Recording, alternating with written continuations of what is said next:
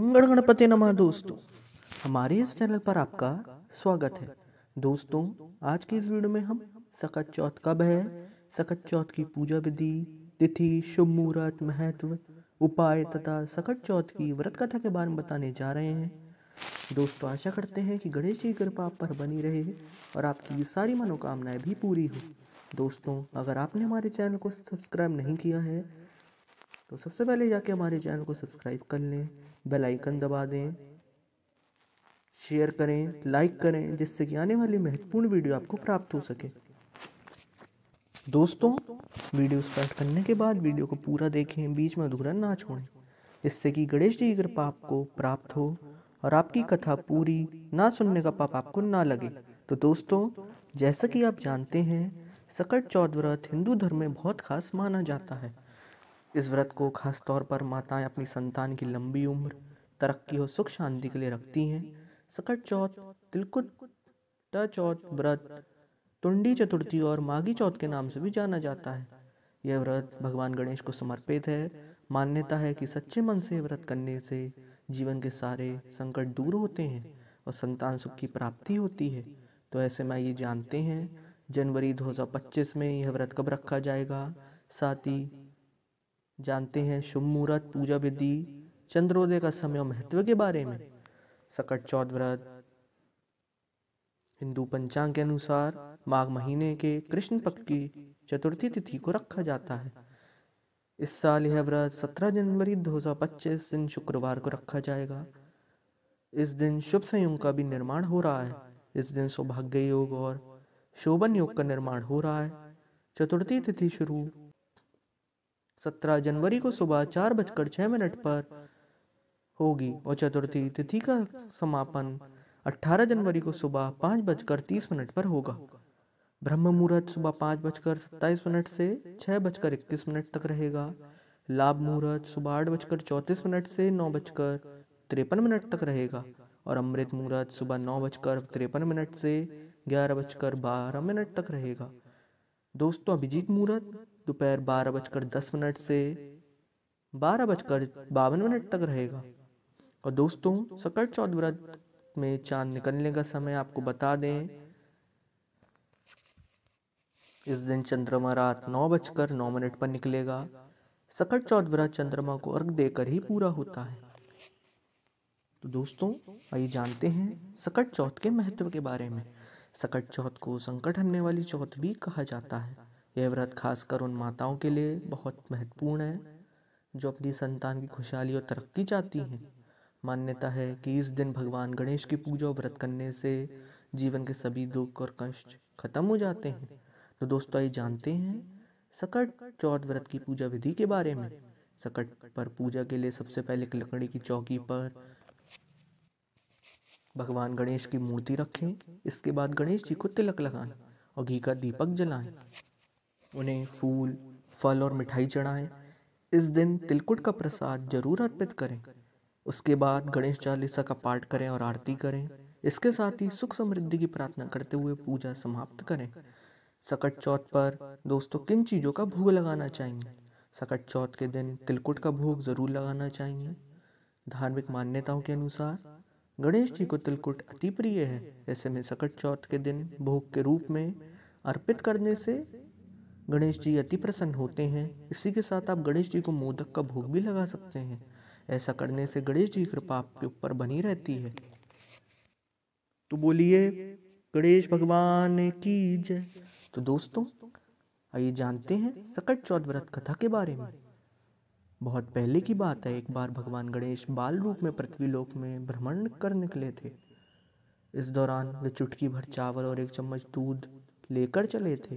वे सबसे यह कहते घूम रहे थे कि मेरी खीर बना दे, कोई मेरी खीर बना दे,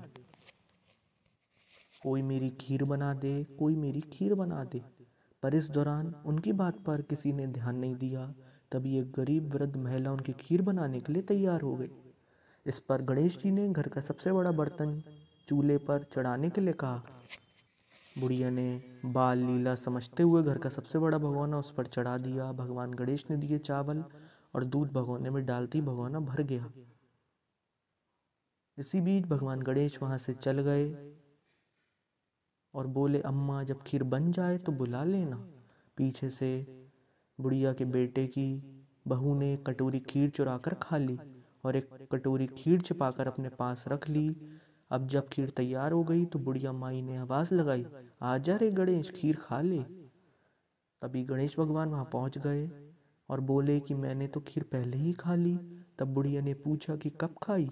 तो वह बोले कि जब तेरी बहू ने खाई तभी मेरा पेट भर गया। बुढ़िया ने इस पर माफी मांगी।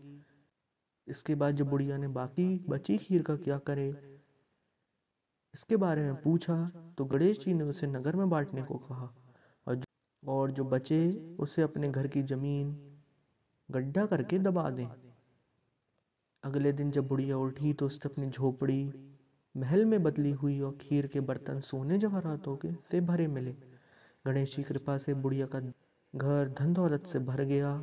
हे गणेश भगवान, जैसे बुढ़िया को सुखी किया वैसे सबको खुश रखे और सबको सुखी रखे। तो बोले गणेश भगवान की जय। तो दोस्तों ये जानते हैं एक और सकट चौथ व्रत कथा के बारे में। एक नगर में एक कुम्हार रहता था। एक बार जब उसने बर्तन बनाकर आवा खाया तो आवा नहीं पका। हार कर वह राजा के पास जाकर प्रार्थना करने लगा कि आवा पक नहीं रहा है। राजा ने पंडित को बुलाकर कारण पूछा तो राज पंडित ने कहा कि हर बार आवा लगाते समय बच्चे की बलि देने से आवा पक जाएगा। राजा का आदेश हो गया। बलि आरंभ हुई। जिस परिवार की बारी होती वह परिवार अपने बच्चों में से एक बच्चा बलि के लिए भेज देता। इसी तरह कुछ दिनों बाद सकट के दिन एक बुढ़िया के लड़के की बारी आई। बुढ़िया के लिए वही जीवन का सहारा था, लेकिन राज आज्ञा के आगे किसी की नहीं चलती। दुखी बुढ़िया सोच रही थी कि मेरा तो एक ही बेटा है, वह भी सकट के दिन मुझसे जुदा हो जाएगा। बुढ़िया ने लड़के को सकट की सुपारी और धूप का बीड़ा देकर कहा, भगवान का नाम लेकर आवा में बैठ जाना, सकट माता रक्षा करेंगी। बालक को आवा में बैठा दिया गया और बुढ़िया सकट माता के सामने बैठकर पूजा करने लगी। पहले तो आवा पकने में कई दिन लग जाते थे, पर इस बार सकट माता की कृपा से एक ही रात में आवा पक गया था। बुढ़िया का बेटा भी सुरक्षित था और अन्य बालक भी जीवित हो गए थे। नगरवासियों ने सकट की महिमा स्वीकार की तथा लड़के को भी धन्य माना। तब से आज तक सकट की विधि विधान से पूजा की जाती है। तो बोलिए गणेश भगवान की जय। तो बोलिए सकट माता की जय। तो दोस्तों ये जानते हैं एक और सकट चौथ की व्रत कथा के बारे में। सकट का व्रत भगवान गणेश की पूजा को समर्पित होता है। कहा जाता है कि यदि सच्चे भाव से सकट का उपवास रखा जाए तो संतान सुख की प्राप्ति का आशीर्वाद प्राप्त होता है। लेकिन इस दिन सकट व्रत कथा का पाठ करना बेहद जरूरी होता है। इससे उपवास का संपूर्ण फल प्राप्त होता है। तो दोस्तों ये जानते हैं व्रत कथा के बारे में। एक बार भगवान जी ने कार्तिक और गणेश जी से पूछा कि तुम दोनों में से कौन देवताओं के कष्टों का निवारण कर सकता है। शिव जी की यह बात सुनकर दोनों ने ही स्वयं को इस कार्य के लिए सक्षम समझा। गणेश जी और कार्तिकेय के जवाब सुनकर महादेव ने कहा कि तुम दोनों में से जो भी पहले इस पृथ्वी की परिक्रमा करके वापस लौटेगा वही देवताओं की मदद करने जाएगा। शिव जी के इस वचन को सुनकर कार्तिकेय अपने वाहन मोहर पर सवार होकर पृथ्वी की परिक्रमा करने के लिए निकल गए। लेकिन इस दौरान भगवान गणेश विराजमान हो गए कि वह चूहे के ऊपर चढ़कर सारी पृथ्वी की परिक्रमा करेंगे तो इसमें बहुत समय लग जाएगा। इस समय गणेश जी को फिर एक उपाय सूझा। वे अपने स्थान से उठकर अपने माता पिता की सात परिक्रमा करके वापस बैठ गए। वहीं पृथ्वी की पूरी परिक्रमा करके कार्तिकेय भी लौट आए और स्वयं को विजय बताने लगे। फिर जब भोलेनाथ ने गणेश जी से पृथ्वी की परिक्रमा न करने का कारण पूछा तो गणेश जी ने अपने उत्तर में कहा कि माता पिता के चरणों में ही समस्त लोक है। गणेश जी के जवाब सुनकर शिव जी ने गणेश जी को देवताओं के संकट दूर करने की आज्ञा दी। इतना ही नहीं, शंकर जी ने कहा कि जो भी साधक चतुर्थी के दिन तुम्हारा श्रद्धा पूर्वक पूजन करेगा और रात्रि में चंद्रमा को अर्घ देगा उसके सभी कष्ट दूर हो जाएंगे। दोस्तों ये जानते हैं एक और सकट चौथ व्रत कथा के बारे में। एक दिन माँ पार्वती स्नान करने गई। स्नान घर के बाहर उन्होंने अपने पुत्र गणेश जी को खड़ा कर दिया। उन्हें रखवाली का आदेश देते हुए कहा कि जब तक मैं स्नान कर खुद बाहर ना हूँ किसी को भीतर आने की इजाज़त मत देना। गणेश जी अपनी माता की बात मानते हुए बाहर पहरा देने लगे। उसी समय भगवान शिव माता पार्वती से मिलने आए, लेकिन भगवान गणेश ने उन्हें दरवाजे पर ही कुछ देर रुकने के लिए कहा। भगवान शिव ने इस बात से बेहद आहत और अपमानित महसूस किया। गुस्से में उन्होंने गणेश भगवान पर त्रिशूल का वार किया, जिससे उनकी गर्दन दूर जा गिरी। स्नान घर के बाहर शोरगुल सुनकर जब माता पार्वती बाहर आ गईं तो उन्होंने देखा कि गणेश जी की गर्दन कटी हुई है। ये देखकर वह रोने लगी। उन्होंने शिव जी से कहा कि गणेश जी के प्राण फिर से वापस कर दें। इस पर शिव जी ने एक हाथी का सिर लेकर गणेश जी को लगा दिया। इस तरह से गणेश भगवान को दूसरा जीवन मिला। तभी से गणेश जी की हाथी की तरह सूंड होने लगी। तभी से महिलाएं बच्चों की सलामती के लिए माघ माह के कृष्ण पक्ष की चतुर्थी को गणेश जी का व्रत करने लगी। तो बोलिए गणेश भगवान की जय। तो दोस्तों ये जानते हैं सकट चौथ की अगली कहानी के बारे में, जो है बुढ़िया माई की कहानी। एक बुढ़िया थी, वह बहुत ही गरीब और दृष्टिहीन थी। उसके एक बेटा और बहू थे। वह बुढ़िया सदैव गणेश जी की पूजा किया करती थी। एक दिन गणेश जी प्रकट होकर उस बुढ़िया से बोले, बुढ़िया माँ, तू जो चाहे वो सो मांग ले। बुढ़िया बोली, मुझसे तो मांगना नहीं आता, कैसे और क्या मांगूं। तब गणेश जी बोले, अपने बहू बेटे से पूछकर मांग ले। तब बुढ़िया ने अपने बेटे से कहा, गणेश जी कहते हैं कि तू कुछ मांग ले, बता मैं क्या मांगूं। पुत्र ने कहा, माँ तू धन मांग ले। बहू से पूछा तो बहू ने कहा, नाती मांग ले। तब बुढ़िया ने सोचा कि ये तो अपने अपने मतलब की बात कह रहे हैं। अतः उस बुढ़िया ने पड़ोसियों से पूछा तो उन्होंने कहा, बुढ़िया तू तो थोड़े दिन जिएगी, क्यों तू धन मांगे और क्यों नाती मांगे। तू तो अपनी आंखों की रोशनी मांग ले, जिससे तेरी जिंदगी आराम से कट जाए। इस पर बुढ़िया बोली, यदि आप प्रसन्न हैं तो मुझे 9 करोड़ की माया दे, निरोगी काया दे और अमर सुहाग दे, आंखों की रोशनी दे, नाती दे, पोता दे और सब परिवार को सुख दे और अंत में मोक्ष दे। यह सुनकर तब गणेश जी बोले, बुढ़िया माँ तुमने तो हमें ठग लिया, फिर भी जो तूने मांगा है वचन के अनुसार सब तुझे मिलेगा। और यह अगर गणेश जी अंतर्ध्यान हो गए। उधर बुढ़िया माँ ने जो कुछ मांगा वह सब कुछ मिल गया। हे गणेश जी महाराज, जैसे तुमने उस बुढ़िया माँ को सब कुछ दिया वैसे ही सबको देना। तो दोस्तों ये जानते हैं एक और सकट चौथ व्रत कथा के बारे में। एक साहूकार और एक साहूकारनी थी। वे धर्म पुण्य को नहीं मानते, सकट चौथ की पूजा करके कहानी सुना रही थी। साहूकारनी ने पड़ोसन से पूछा, तुम क्या कर रही हो। तब पड़ोसन बोली कि आज चौथ का व्रत है इसलिए कहानी सुना रही हूँ। तब साहूकारनी बोली, चौथ के व्रत करने से क्या होता है। तब पड़ोसन बोली, इसे करने से अन्न धन सुहाग पुत्र सब मिलता है। तब साहूकारनी ने कहा, यदि मेरा गर्भ रह जाए तो मैं 1.25 सेर तिलकुट करूंगी और चौथ का व्रत करूंगी। श्री गणेश भगवान की कृपा से साहूकारनी के गर्भ रह गया तो वह बोली कि मेरा लड़का हो जाए तो मैं 2.5 सेर तिलकुट करूंगी।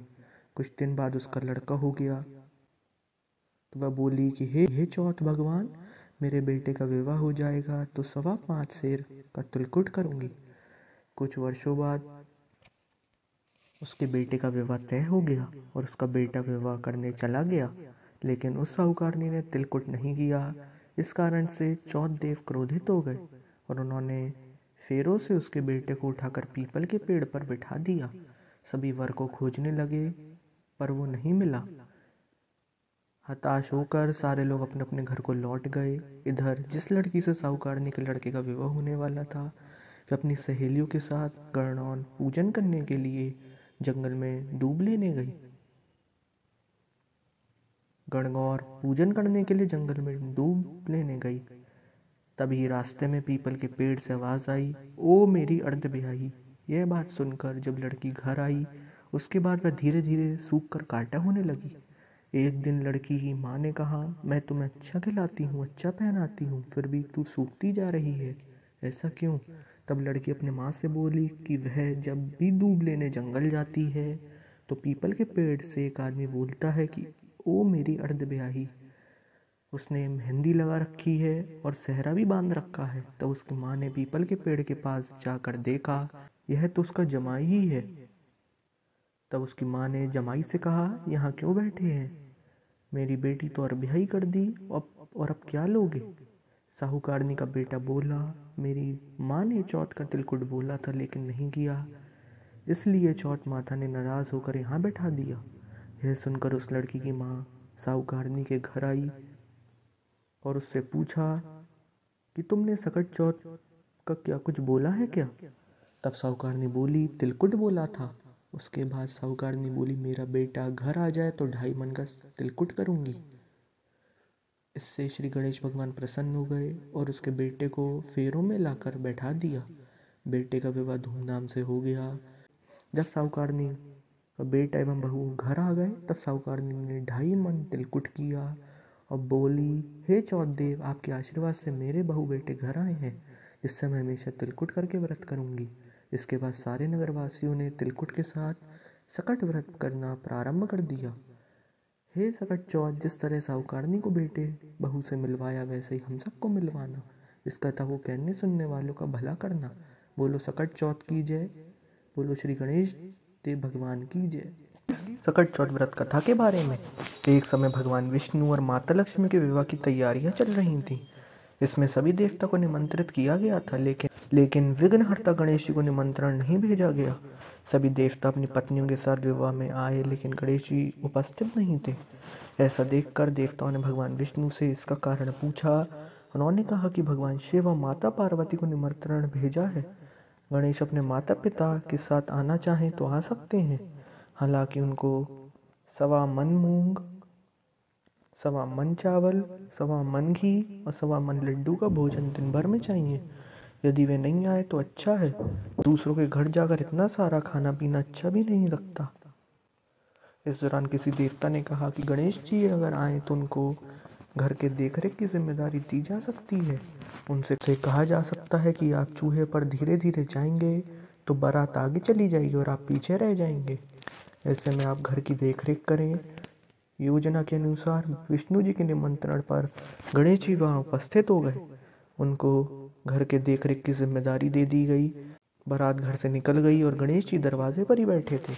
यह देखकर नारद जी ने इसका कारण पूछा तो उन्होंने कहा कि विष्णु भगवान ने उनका अपमान किया है। तब नारद जी ने गणेश जी को एक सुझाव दिया।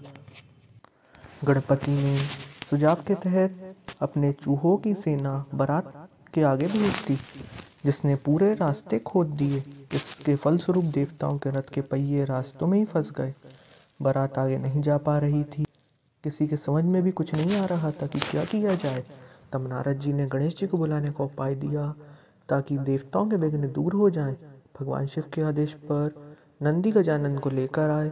देवताओं ने गणेश जी का पूजन किया, तब जाकर रथ के पहिए गड्ढों से निकल गए, लेकिन कई पहिए टूट गए थे। उसी समय पास में एक लोहार काम कर रहा था, उसे बुलाया गया। उसने अपना काम शुरू करने से पहले गणेश जी का मन ही मन स्मरण किया और देखते ही देखते सभी रथों के पहियों को ठीक कर दिया। उसने देवताओं से कहा कि लगता है कि आप सभी ने शुभ कार्य प्रारंभ करने से पहले विघ्नहर्ता गणेश जी की पूजा नहीं की है, तभी ऐसा संकट आया है। आप सब गणेश जी का ध्यान कर आगे जाएं, आपके सारे काम हो जाएंगे। गणेश जी ने देवताओं ने गणेश जी की जय जयकार की और बारात अपने गंतव्य तक सकुशल पहुंच गई। विष्णु भगवान और माता लक्ष्मी का विवाह संपन्न हो गया। इस तरह इस दिन गणेश भगवान की पूजा की जाती है। तो बोली गणेश भगवान की जय। तो दोस्तों आइए जानते हैं सकट चौथ पर करने वाले कुछ उपायों के बारे में। सकट चौथ के दिन बप्पा की विधि विधान से पूजा करने से गणेश के साथ गणेश चालीसा का पाठ करें और आरती करें। ऐसा करने से आपकी सारी मनोकामनाएं पूरी होती हैं। सकट चौथ के दिन भगवान गणेश की पूजा में 2 सुपारी और 2 इलायची अर्पित करें। मान्यता है कि इससे संतान की तरक्की कार्य में आ रही बाधाएं समाप्त होती हैं। सकट चौथ के दिन भगवान गणेश को तिलकुट का भोग जरूर लगाना चाहिए। कहते हैं ऐसा करने से बप्पा प्रसन्न होते हैं। धार्मिक मान्यता है कि ऐसा करने से संतान के जीवन में खुशहाली आती है। तो दोस्तों आइए जानते हैं अगले उपाय के बारे में। गणेश जी की पूजा करते समय लाल कपड़ा लें। अब इसमें श्रीयंत्र और उसके बीच में सुपारी रख दें। पूजा के बाद लाल रंग के कपड़े में रखें, फिर श्रीयंत्र और सुपारी को घर की तिजोरी में रख दें। ऐसा करने से आपके घर में धन दौलत की वृद्धि होती है। तो दोस्तों ये जानते हैं अगले और आखिरी उपाय के बारे में। गणेश जी की मूर्ति उत्तर दिशा में स्थापित करें और उन्हें हरी दूब अर्पित करें। इसके बाद किसी लाल रंग के आसन पर बैठें। उसके बाद 108 बार ओम नमो भगवते गजाननाय मंत्र का जाप करें। ऐसा करने से आपके जीवन की समस्त परेशानियां गणेश जी हर लेते हैं और आपका जीवन सुखमय व्यतीत होता है। तो बोली गणेश भगवान ने की जय। तो दोस्तों आशा करते हैं कि भगवान गणेश जी की कृपा आप पर बनी रहे और आपकी सारी मनोकामनाएं भी पूरी हों। तो दोस्तों ये थी कपट चौथ की पूजा विधि, व्रत कथा, उपाय, शुभ मुहूर्त और उससे रिलेटेड बहुत सारी जानकारियाँ। दोस्तों आशा करते हैं कि भगवान गणेश की कृपा आप पर बनी रहे और आपकी सारी मनोकामनाएं भी पूरी हो। तो दोस्तों अगर आपने हमारे चैनल को अभी तक सब्सक्राइब नहीं किया है तो सबसे पहले जाके हमारे चैनल को सब्सक्राइब कर लें, बेल आइकन दबाएं, लाइक करें, शेयर करें, जिससे कि आने वाली वीडियो आप तक जल्द पहुंच सके। ओम गण गणपति नमः दोस्तों।